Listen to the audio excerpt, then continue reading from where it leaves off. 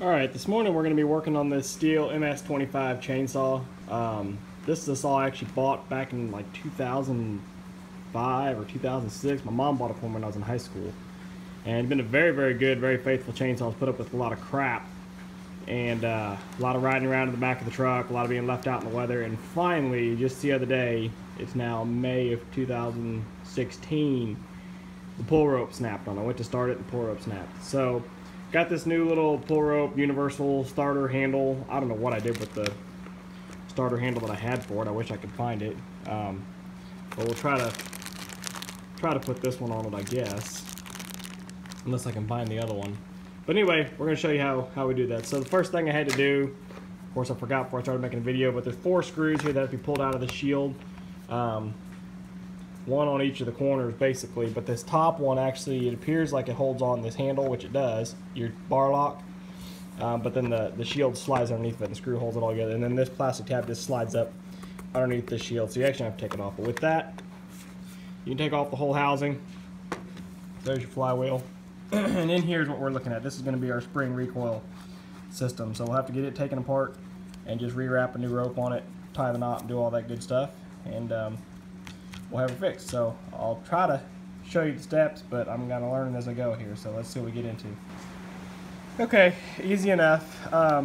Just have to unwind your old string, and you got your knot tied here. This is your dog knot, if you will. Y'all can look that up on your own. I'm not explaining it.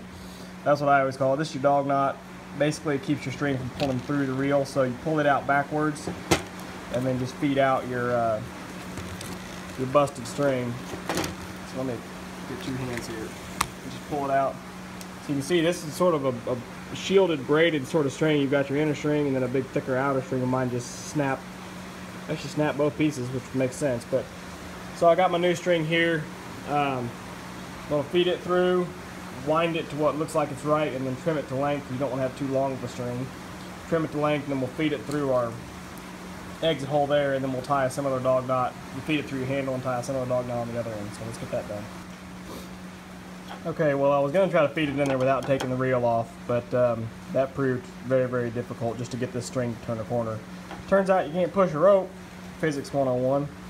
So to take this out, there's this little snap ring that it holds it in, as well as it makes your little dog pop out to engage your pull rope, and there's this washer below it.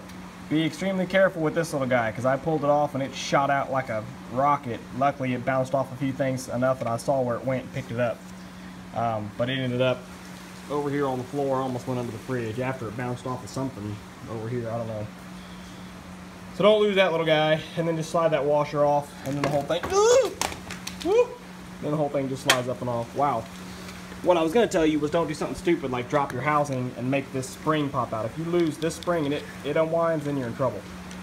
So be very careful with that. Set it over here out of your way so you don't bump it like I just did. Alright, let's get our knots tied and get this back together.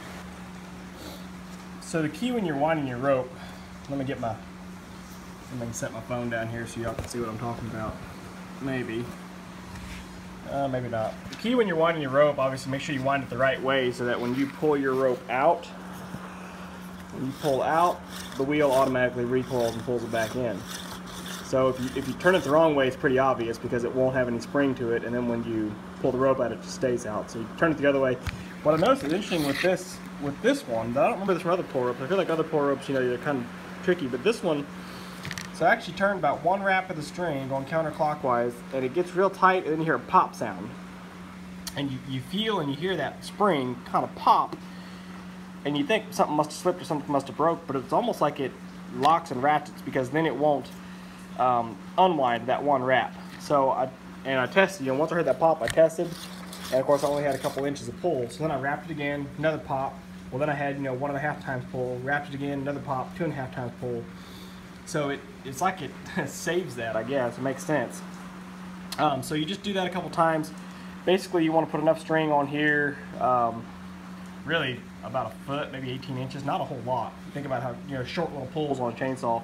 More string you put, of course, the more of a pull you're going to get, but you don't want to put so much string on here that you get it wadded up inside of here and can create a bird's nest. So you really want to keep it right here within the spool. So got that back on. Let's get my spring assembly and everything back on, and we'll get it put back together.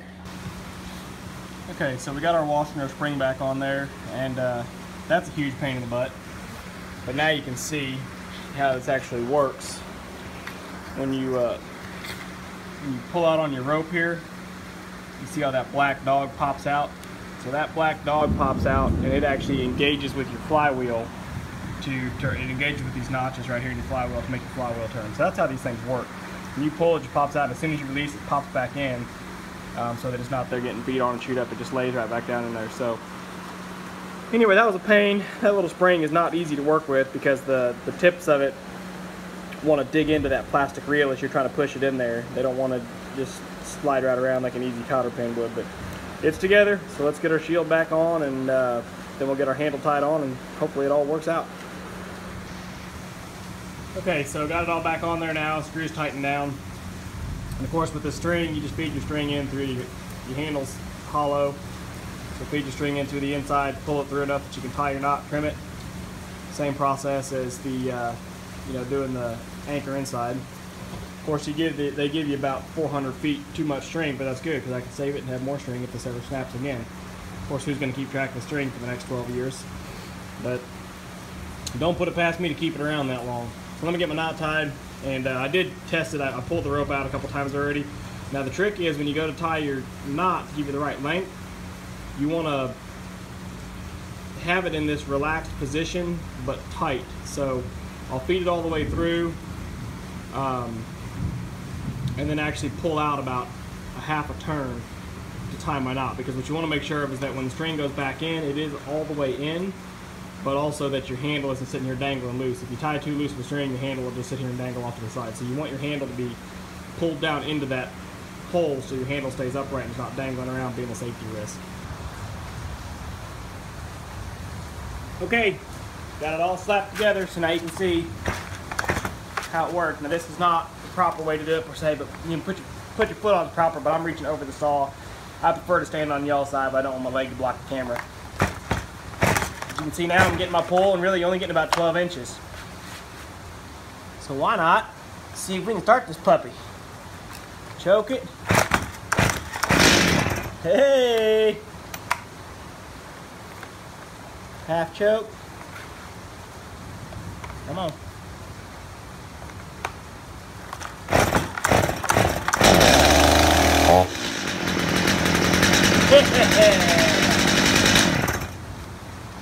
All right.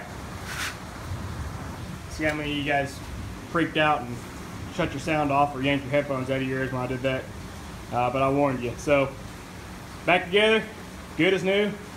That little pull rope cost me, I don't know, $2 or $3. So another one of those things, people. You break your little chainsaw and it's the same for a lawnmower, weed eater, any of them, doesn't matter.